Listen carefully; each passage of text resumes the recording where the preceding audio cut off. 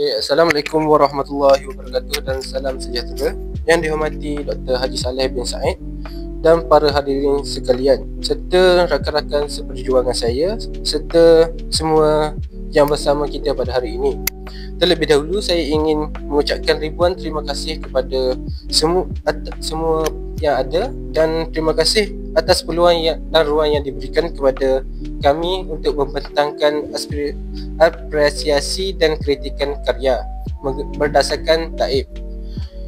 Okey, bersama saya Muhammad Azmi Biramli sebagai pembentang 1. Saya Muhammad Dini Aiman bin Muhammad Zuhairi Muzri Adha sebagai pembentang 2. Dan saya Muhammad Fizra Rahimi bin Muhammad Faizal sebagai pembentang yang 3. Okey, tanpa melengahkan masa lagi, saya akan teruskan dengan daib yang pertama, iaitu deskripsi. Okey, apa yang ada deskripsi dalam karya ini? Sebelum kita memulakan deskripsi yang pertama, iaitu saya perlu memberitahu tajuk karya tersebut iaitu Bulan Matahari. Pengkaryanya adalah Nur Afrina Zayana dan tahun karya ini dihasilkan pada tahun 2023 dan sumber karya ini yang kami ambil adalah daripada Galeri Seni IPGM KDRI. Jadi deskripsi yang pertama adalah teknik dan gaya. Karya ini menggunakan teknik tampalan yang menggabungkan potongan habuk kertas atau benaman hitam untuk membentuk tulisan kaligrafi. Seperti yang kita lihat dalam karya ini adalah menggunakan tampalan habuk kayu untuk memberikan tekstur dan memberikan rasa atas apabila disentuh dan nampak lebih jelas tulisan kaligrafi tersebut atas permukaan kanvas. Dan yang kedua adalah latar belakang menggunakan gradasi warna yang dapat dilihat seperti warna merah, oranye, biru hingga ungu. Ini menimbulkan kesan galaksi dan angkasa lepas. Seperti yang kita lihat di sini adalah ada warna putih, oranye, merah, hingga biru dan ungu. Jadi warna tersebut telah menampakkan satu gaya dan satu permukaan galaksi beserta dengan bintang-bintangnya. Jadi kita teruskan dengan deskripsi yang kedua adalah simbolisme. Memberikan penekanan terhadap elemen agama dan spiritual serta konsep alam semesta dalam agama. Teks yang ditunjukkan berhubungan antara alam semesta, matahari dan bulan dengan penciptaan yang ditunjukkan melalui ayat Al-Quran. Jadi kita dapat lihat adalah elemen-elemen yang ada dalam karya ini adalah elemen yang berdasarkan agama dan spiritual. Ini adalah karya yang berhubungan dengan agama Islam. Jadi hubungan warna-warna tersebut dan warna putih dan oranye adalah seakan matahari dan ada kilauan seakan bulan yang berbentuk bulat-bulat tersebut. Jadi ini berdasarkan dengan ciptaan yang ditunjukkan melalui ayat Al-Quran dan tulisan kaligrafi tersebut mungkin adalah inspirasi daripada ayat Al-Quran dan mempunyai makna yang tersendiri dan mungkin akan dijelaskan oleh rakan-rakan saya sebentar lagi.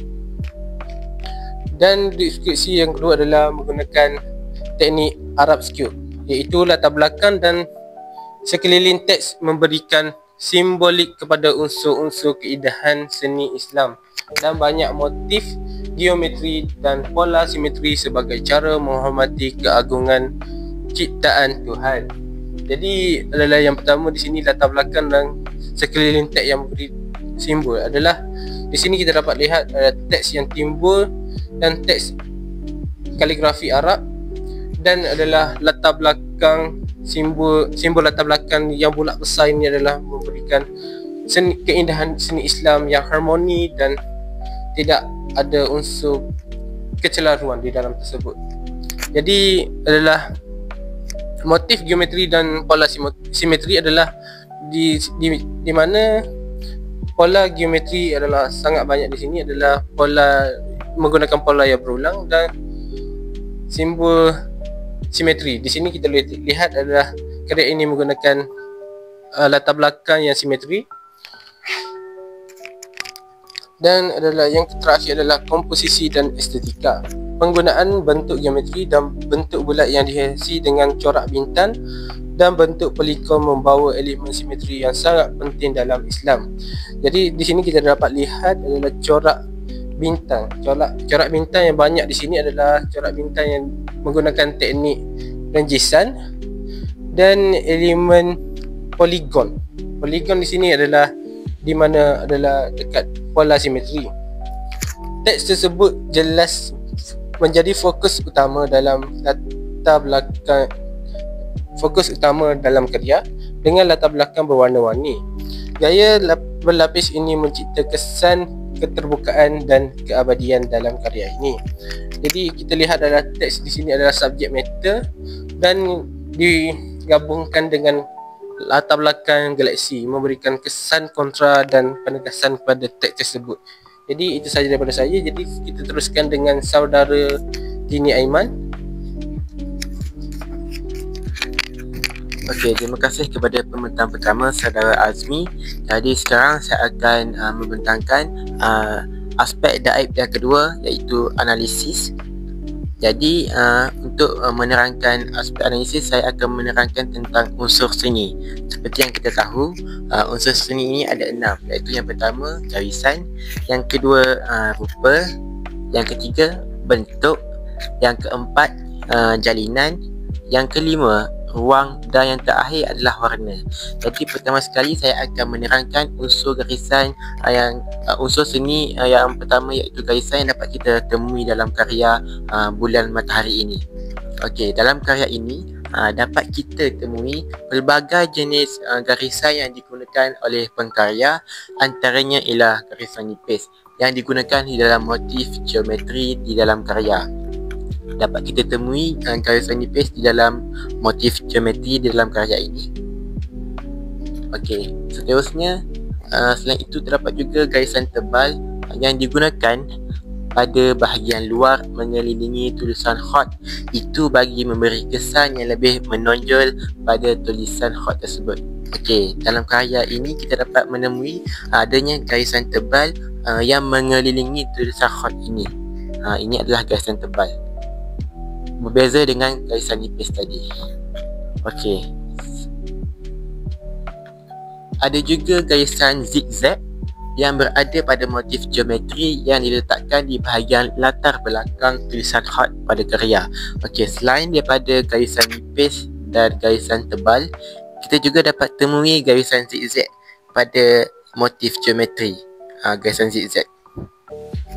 Okey, sekarang saya akan beralih pula kepada unsur seni yang kedua, iaitu rupa.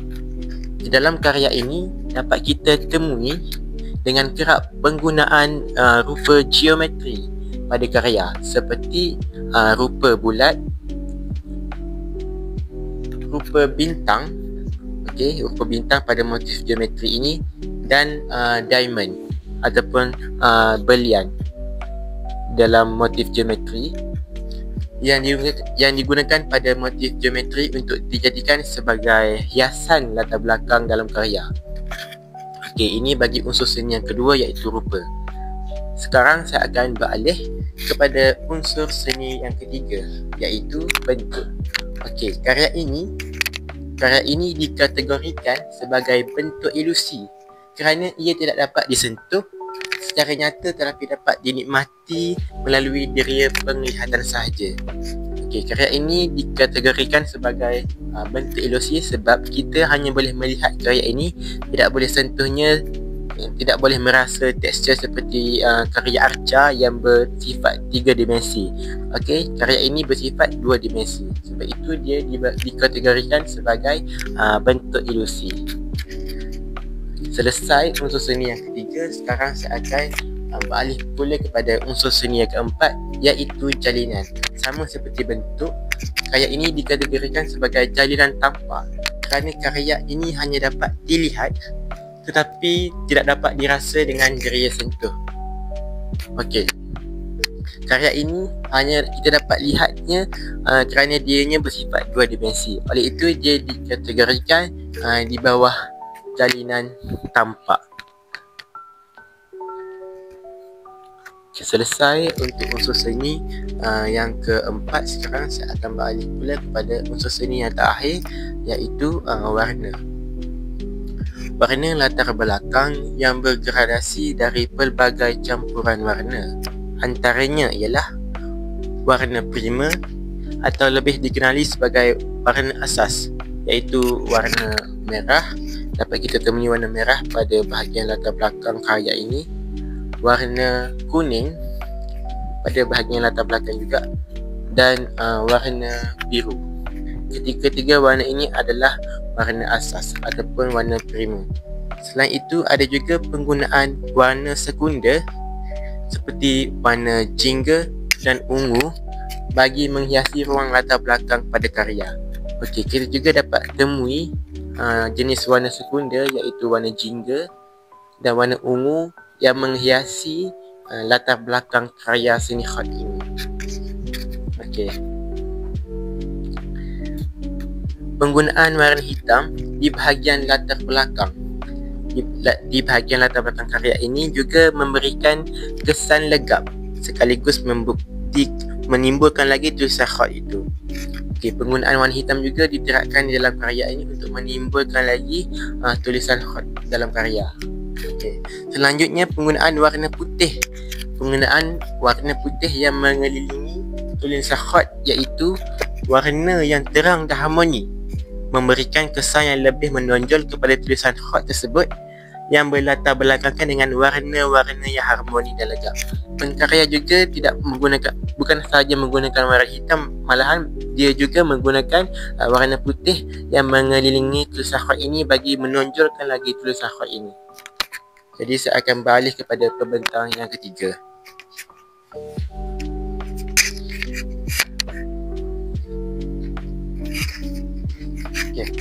Saya pembentang ketiga, Muhammad Fizrul Rahimi bin Muhammad Faizal, akan meneruskan pembentangan ini dengan topik iaitu analisis karya dari aspek analisis prinsip rekaan.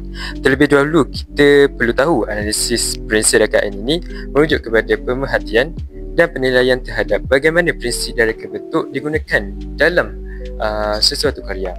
Okey, kita pada next slide. Saya menyentuh kepada aspek yang pertama, iaitu kesatuan. Karya ini menampilkan kesatuan yang sangat baik melalui gabungan unsur kaligrafi Arab sini, motif geometri Islam dan elemen penggunaan yang warnanya yang harmoni. Elemen-elemen ini saling melengkapi, mencipta keseimbangan visual yang padu dan menarik.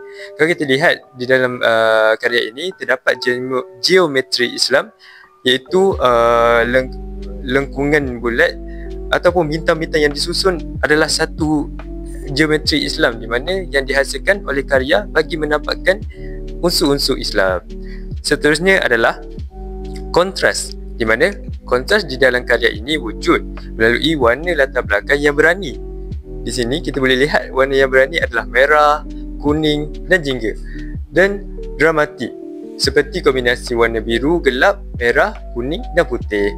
Selain itu, huruf kaligrafi ini juga yang berwarna hitam dengan tepi putih menonjol dari latar belakang, memberikan kejelasan dan fokus kepada teks utama. Di dalam karya ini, kontras yang pertama adalah dari segi kaligrafi tersebut. Apabila seseorang penilai melihat karya ini, dia akan memfokuskan kepada kaligrafi, kerana kaligrafi ini adalah satu kontra di dalam karya ini. Selain itu, di dalam karya ini terdapat prinsip rekaan keseimbangan, di mana imbangan dalam karya ini dicapai melalui susunan elemen geometri yang simetri dan teratur. Kalau kita lihat di sini, geometri disusun dengan teratur dengan, saya boleh katakan, seimbang daripada segi bulatnya yang sama rata daripada sudut kiri dan kanan, dan mempunyai lingkaran dan corak bintang 8 bucu yang berulang, memberi keseimbangan visual yang stabil dan harmoni. Kalau kita lihat di dalam bulatan ini terdapat 8 bucu bintang yang disusun dengan saiz yang sama dan mempunyai simetri yang sama. Kehadiran elemen kaligrafi di tengah juga membantu dalam memberikan fokus utama pada karya ini, dan susunan kaligrafi ini juga dapat memberi simetri yang seimbang dengan diletakkan di tengah-tengah karya ini. Seterusnya adalah irama dan pergerakan. Di dalam karya ini mempunyai irama yang menarik melalui susunan corak geometri yang berulang. Kalau kita lihat susunan geometri unsur Islam ini disusun dengan mengelilingi bulatan tengah, di mana menampakkan irama pergerakan yang sedang berputar, dan garisan melengkung dalam kaligrafi memberikan kesan dinamik yang dapat menarik tumpuan penonton kepada karya ini. Dan saya masuk kepada topik seterusnya adalah interpretasi berdasarkan karya. Kalau kita tahu, interpretasi berdasarkan karya ini adalah maksud apakah yang disampaikan oleh pengkarya kepada penonton melalui sesuatu yang dicipta oleh pengkarya di dalam karya mereka. Okey, mari kita lihat. Yang pertama adalah dari segi maksud kaligrafi. Karya ini mengandungi bahasa ayat Arab ataupun ayat Al-Quran yang berbunyi wajumi asyams wal qamar, yang bermaksud dan matahari serta bulan dikumpulkan.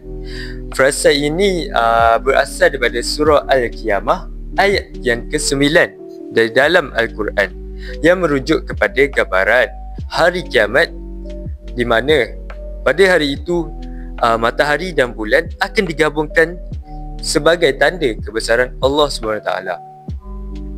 Seterusnya adalah dari segi simbolisme, di mana karya ini mungkin ingin menyampaikan peringatan tentang kebesaran dan keagungan Tuhan melalui fenomena alam, di mana matahari dan bulan. Penggunaan latar belakang yang menyerupai warna angkasa, di mana di sini mencerminkan unsur kosmik selari dengan makna-makna ayat yang menyebut matahari dan bulan. Gabungan elemen geometri Islam juga memperkukuhkan unsur spiritual dan ketenangan di dalam karya ini. Selain itu, kita boleh nilai daripada segi estetika yang disampaikan oleh pekarya kepada penonton, iaitu karya ini berjaya menggabungkan elemen seni Islam dengan pendekatan kontemporari dengan menggabungkannya menjadi karya yang moden, menghasilkan sebuah karya yang bukan sahaja bermakna dari sudut agama tetapi juga menarik dari sudut visual. Penggunaan teknik campuran seperti latar belakang yang bertekstur, kalau kita sentuh dia dalam keadaan tekstur kerana penggunaan habuk kayu pada huruf kaligrafi memberikan kedalaman kepada karya, menjadikan karya ini lebih dramatik dan berkesan. Kalau kita menyentuh di permukaan karya ini, kita boleh lihat satu timbulan daripada pekarya untuk menghasilkan karya ini lebih eksklusif dan bernilai. Okey, saya boleh katakan secara keseluruhannya karya ini adalah contoh yang baik dalam menyampaikan mesej keagamaan melalui seni visual, menggunakan prinsip rekaan yang sempurna serta elemen estetika yang menarik untuk menyampaikan makna yang mendalam dan simbolik tentang karya ini. Sekian daripada saya meneruskan perbincangan ini dengan memberikan pembentang pertama, iaitu Muhammad Azmi. Silakan. Okey, terima kasih kepada saudara Fizra. Kita akan teruskan dengan penilaian. Jadi di sini saya akan teruskan dengan penilaian kekuatan atau kelebihan pada karya ini. Yang pertama adalah kreativiti teknik tampalan. Penggunaan teknik tampalan untuk membentuk kaligrafi Arab yang memberikan kesan tekstur yang menarik. Ia bukan sahaja memberikan dimensi tambahan kepada karya, tetapi juga menjadikannya lebih unik dan berbeza dari seni kaligrafi biasa. Seperti yang kita tahu, seni kaligrafi biasa yang sering kita lihat, mereka tidak menggunakan teknik tampalan, mereka hanya menggunakan teknik catat untuk membuat tulisan kaligrafi. Dan apabila kita lihat pada karya ini dan kita sentuh karya ini, kita akan merasai tekstur pada tulisan kaligrafi tersebut. Jadi ia akan memberikan kesan yang lebih menarik pada karya kaligrafi yang biasa. Dan karya kaligrafi ini memberi maksud yang mendalam kepada saya dan kepada rakan-rakan dan kepada anda semua. Jadi dengan penggunaan warna yang menarik, ia juga telah menarik penonton untuk menghayati setiap lapisan pada karya tersebut, kerana apabila kita melihat karya tersebut, kita boleh merasai ketekunan dan kerja keras pengkarya tersebut dalam menghasilkan karya ini. Jadi yang kedua adalah kesesuaian simbolisme. Teks ayat Al-Quran yang dipilih sangat sesuai dengan tema alam semesta dan penciptaan. Karya ini berjaya menyampaikan makna yang mendalam tentang ketertiban alam semesta dan hubungan manusia dan Tuhan. Jadi apabila kita melihat karya ini, kita merasai kita semakin dekat dengan Tuhan. Bukan semakin dekat macam mana, tapi kita boleh merasai apa yang dimaksudkan dengan karya ini. Seperti yang saudara Fizra telah terangkan, ini memberi maksud matahari dan bulan. Ia mengunsungkan hari kiamat, iaitu di mana pengakhiran matahari dan bulan tersebut di dalam galaksi. Seni ini telah memberikan kesan visual yang harmoni dan menggambarkan nilai perpaduan antara budaya Islam dahulu dan Islam yang sekarang.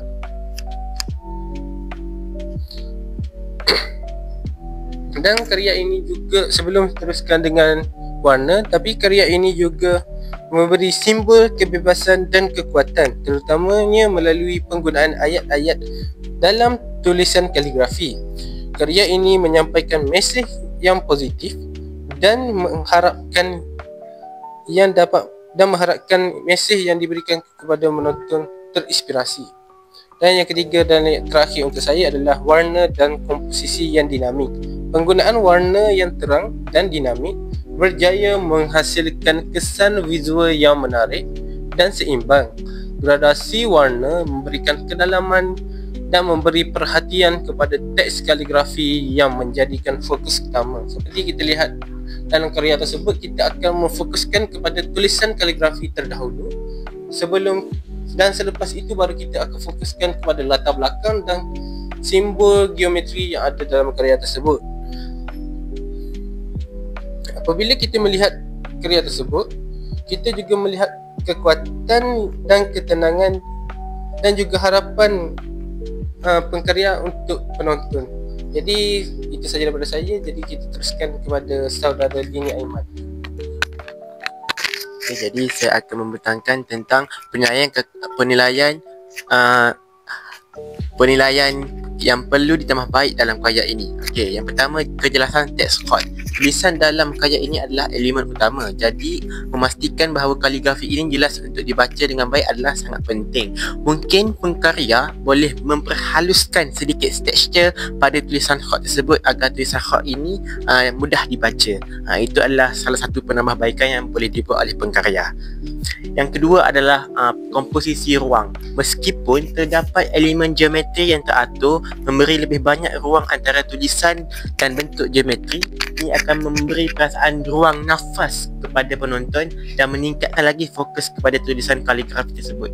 Disebabkan adanya banyak corak geometri ini menyebabkan sedikit serabut dalam karya ini. Jadi pengkarya boleh menggunakan komposisi ruang bagi menambah baik karya beliau. Yang terakhir adalah penggunaan kesan pencahayaan kepada karya. Okey, menerapkan pencahayaan yang lebih dramatik pada beberapa bahagian kaligrafi atau elemen geometrik. Hal ini dapat menambahkan lagi kesan visual yang lebih mendalam, meningkatkan perhatian kepada teks utama dan memberi dimensi tambahan kepada karya. Okey, jadi pengkarya boleh menambahkan lagi sedikit penggunaan kesan cahaya dalam karya ini supaya dia tidak jadi begitu legap dan malap. Okey, saya rasa itu sahaja daripada pembentangan kami bertiga. Jadi apresiasi dan kritikan seni membantu kita melihat karya seni dari sudut yang berbeza. Dengan itu, seni akan terus hidup dalam hati kita, memberi makna yang lebih mendalam. Jadi itu sahaja daripada kami. Sekian. Terima kasih.